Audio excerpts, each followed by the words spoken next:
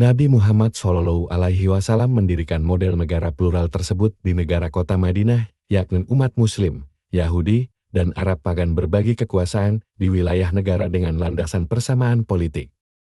Manusia memiliki kebebasan pilihan untuk menerima atau menolak agama Ibrahim alaihissalam. Walau bagaimanapun, saat agama Ibrahim alaihissalam diterima, maka orang-orang beriman tidak memiliki kebebasan memilih antara pemerintahan yang beriman atau pemerintahan yang tidak beriman. Jika kebebasan mereka untuk mengakui kedaulatan Allah dan supremasi kekuasaan dan hukumnya atas mereka ditolak di wilayah manapun, maka mereka harus mencari suatu tempat di mana kebebasan itu ada kemudian berpindah ke wilayah itu. Tuhannya Ibrahim, Maha Tinggi, telah memerintahkan orang-orang beriman untuk, "Wahai orang-orang beriman, taatilah Allah, dan taatilah Rasul, dan taatilah orang-orang yang kedudukannya berkuasa di antara kalian." Al-Quran An-Nisa 4:59. Jika mereka tidak lagi memiliki kebebasan membentuk pemerintahan mereka sendiri, dimanapun, dan mereka harus hidup di bawah kekuasaan orang-orang yang tidak beriman, maka orang-orang yang beriman pada agama Ibrahim alaihissalam tunduk pada kekuasaan itu, hingga saat mereka dapat kembali memilih sahabat orang-orang beriman berkuasa atas mereka. Tetapi ketundukan pada kekuasaan yang tidak beriman tidak boleh melibatkan partisipasi mereka dalam pembentukan pemerintah yang tidak beriman. Orang-orang beriman akan tunduk kepada kekuasaan tersebut dengan syarat kebebasan beragama, yakni tidak ada aturan yang memaksa mereka melanggar hukum Tuhannya Ibrahim, sementara pemerintah tersebut tidak akan menjadi pemerintah mereka. Mereka dapat menasehati dan membantu pemerintah tentang segala hal yang benar, baik, dan saleh, dan memperingatkan, melawan, dan tidak terlibat dalam segala hal yang salah, jahat, dan berdosa. Sudah menjadi sifat yang sangat melekat pada negara sekuler modern, yakni tidak mengizinkan pemilu digunakan untuk mengubahnya menjadi bentuk negara yang berbeda, seperti bentuk negara yang mengakui kedaulatan Tuhannya Ibrahim alaihissalam dan supremasi kekuasaan dan hukumnya. Pemilu politik adalah alat untuk membuat seluruh warga negara tunduk pada negara sekuler yang tidak bertuhan. Nabi SAW menyatakan bahwa dunia kufur merupakan kesatuan esensial al-kufru millatun wahidah, dan ini adalah tepat seperti yang sekarang terjadi di dunia. Umat Yahudi dan Kristen harus mempertimbangkan dengan hati-hati pada fakta ketika umat Muslim Aljazair menggunakan pemilu politik untuk merestorasi agama Ibrahim alaihissalam di Aljazair dan memenangkan 85% suara pada pemilu nasional. Kemudian dunia yang tidak bertuhan datang dan dengan kejam menghukum 85% pemilih tersebut yang berani berusaha mengubah dasar negara sekuler yang tidak bertuhan. Dengan demikian, daripada memberikan suara dalam pemilu dan melegitimasi bentuk negara sekuler yang berlandaskan syirik, umat Muslim harus melindungi diri mereka dari syirik dengan memutuskan hubungan dengan negara sekuler. Mereka juga harus menanggapinya dengan berargumen bahwa bentuk negara plural yang dibentuk Nabi Muhammad SAW adalah bentuk negara yang lebih baik daripada negara sekuler modern yang tidak bertuhan. Penjelasan Qur'ani mengenai syirik universal negara sekuler modern. Pendapat kami adalah bahwa hanya Al-Quran yang dapat dan telah menjelaskan perubahan penting politik yang terjadi di dunia guru Kristen, guru Yahudi, dan umat manusia lainnya. Bagaimana penjelasannya? Al-Quran telah mengajarkan bahwa proses sejarah suatu hari akan berakhir saat Allah Maha Tinggi menakdirkan hari akhir mendatangi umat manusia dan dunia. Sebelum hari akhir itu terjadi, akan ada zaman akhir. Di antara peristiwa-peristiwa yang terjadi pada zaman akhir adalah lepasnya Dajjal al-Masih palsu dan Ya'juj dan Ma'juj ke dunia. Saat dilepaskan ke dunia, mereka menjadi pemain yang berpengaruh dalam proses sejarah, dan merekalah yang akan menjadi dalang yang memainkan perubahan dunia yang unik dan tidak menyenangkan ini.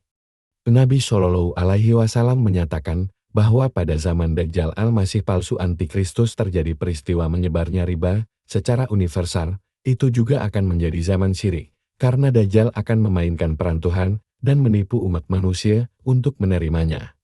Sangat jelas dan terang bagi penulis, seperti terangnya cahaya mentari pada siang hari, bahwa Dajjal adalah dalang di balik penciptaan negara sekuler modern yang pada intinya tidak bertuhan dan sistem pemilu politiknya. Penulis telah bertumpu pada Al-Qur'an dan hadits dalam berargumen bahwa partisipasi pada pemilu politik di negara sekuler modern merupakan syirik dan kufur.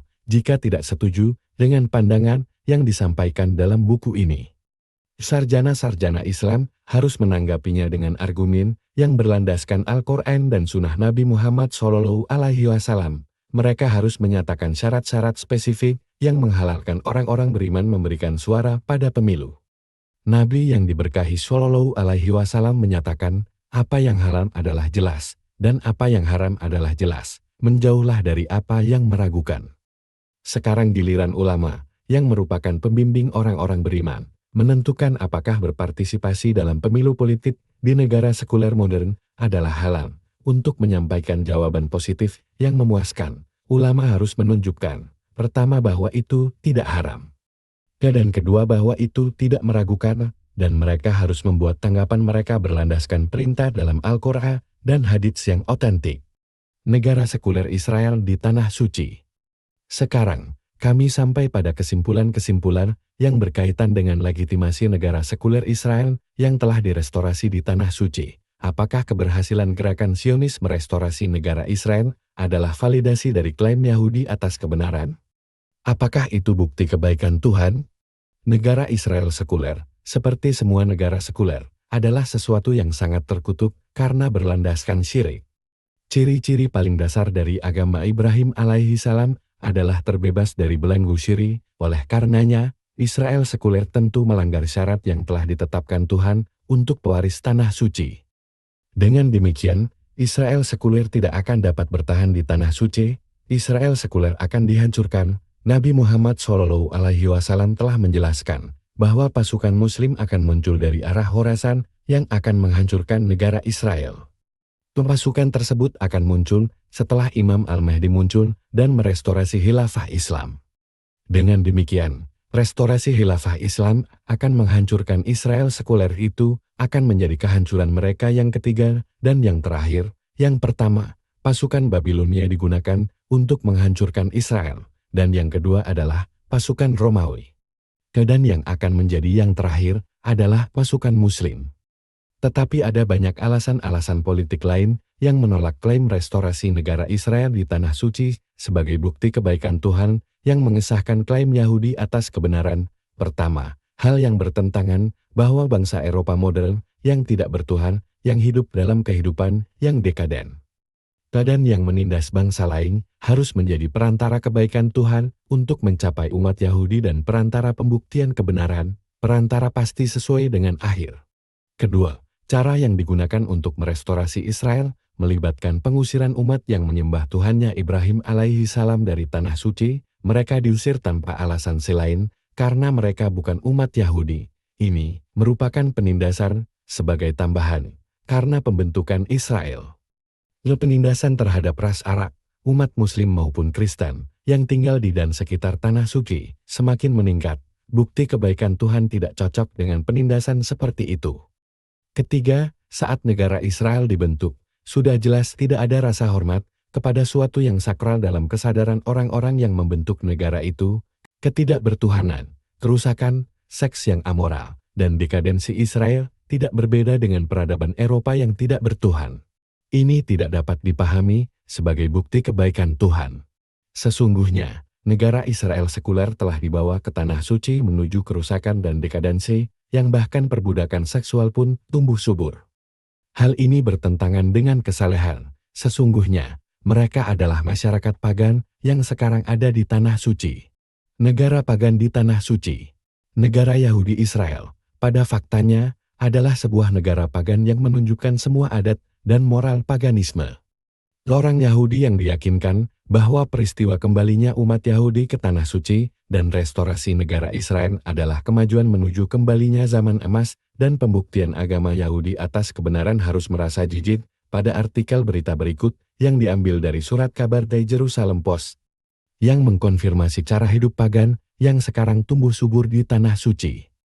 Menurut statistik polisi, ada lebih dari 200 rumah bordir, 200 klub seks, dan sejumlah kantor yang menyediakan gadis panggilan di seluruh negeri. Yael Dayan, pemimpin Komite Knesset pada status wanita, memperkirakan ada sekitar 1 juta kunjungan prostitusi setiap bulannya.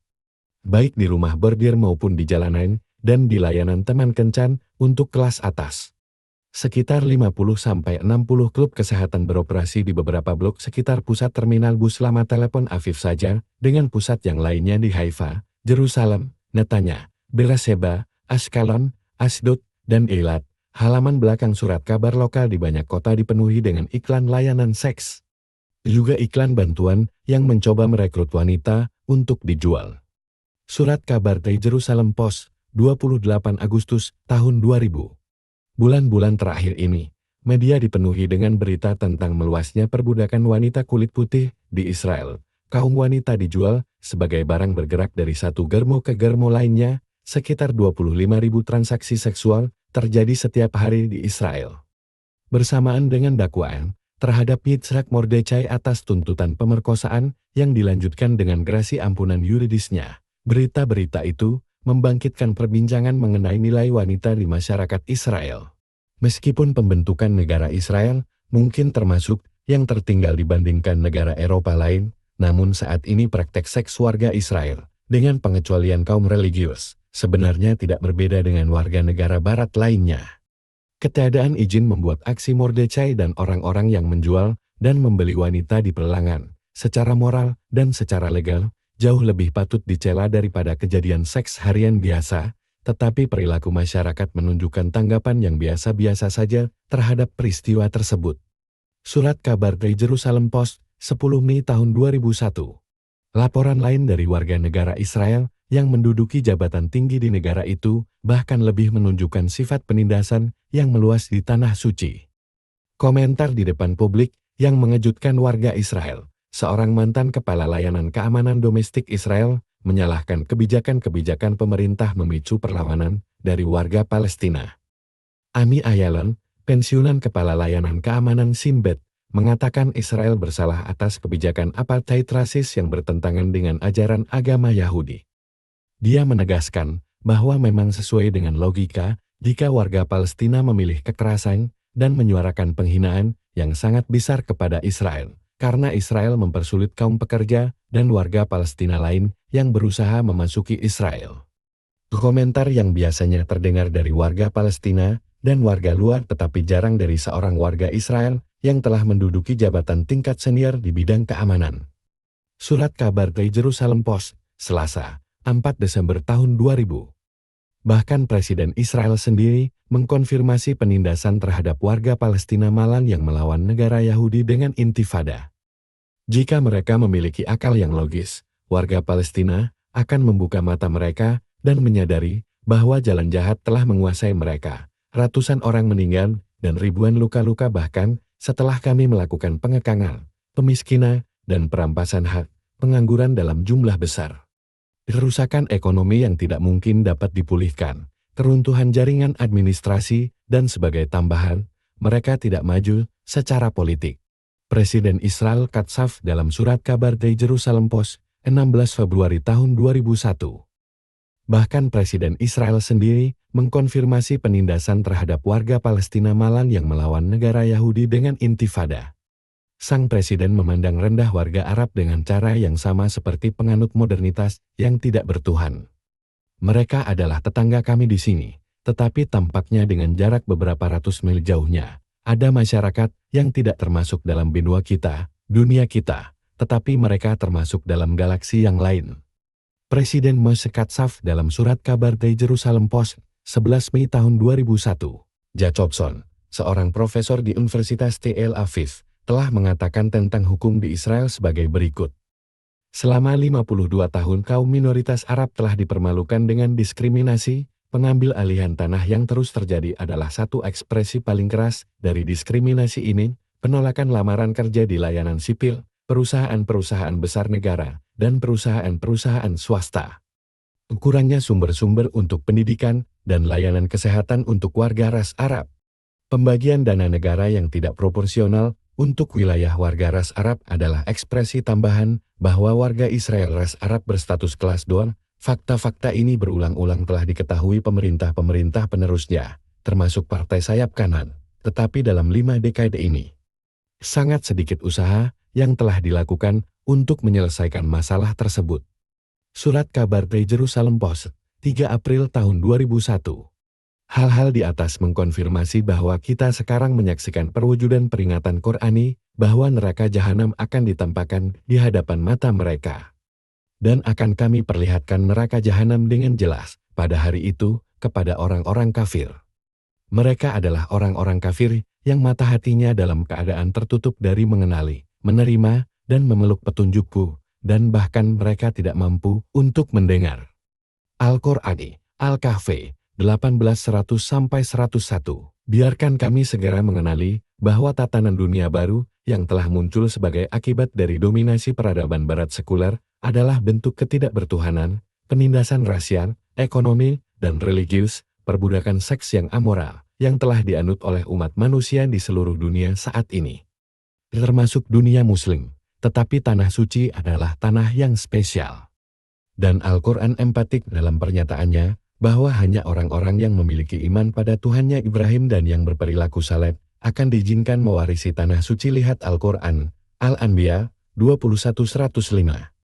Israel modern dan organisasi pembebasan Palestina yang sekuler nasionalis tidak memenuhi syarat-syarat ini. Konsep Al-Quran tentang takdir Yerusalem adalah bahwa organisasi pembebasan Palestina sekuler Yasir Arafat dan negara Israel sekuler tidak akan mampu bertahan. Burung serta bulunya akan musnah bersama. Argumen-argumen di atas dengan jelas menunjukkan penolakan klaim legitimasi politik Israel terkait pewarisan tanah suci. Seharusnya, hal ini bukan sesuatu yang terlalu sulit bagi orang Yahudi atau Kristen yang beriman untuk mengakui dan menerimanya. Bagian 2 Bab 2. Tanah suci dan ekonomi riba Israel.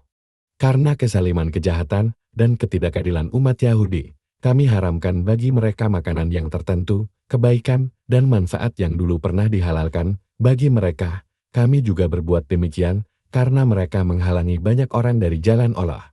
Dan karena mereka mengambil riba, meskipun mereka dilarang melakukannya, dan dengan berbuat demikian mereka dengan tidak sah mengambil kekayaan dari orang lain.